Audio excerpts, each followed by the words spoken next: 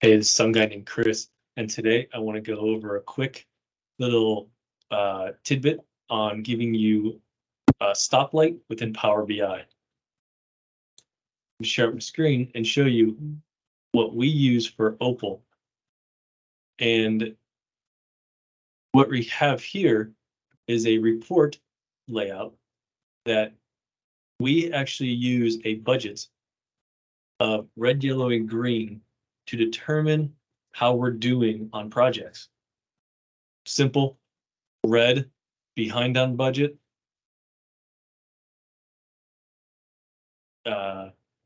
Yellow, less than 20% remaining.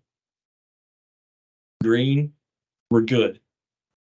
The way we build this, I'll show you inside of Power BI Desktop, is we built a simple calculated column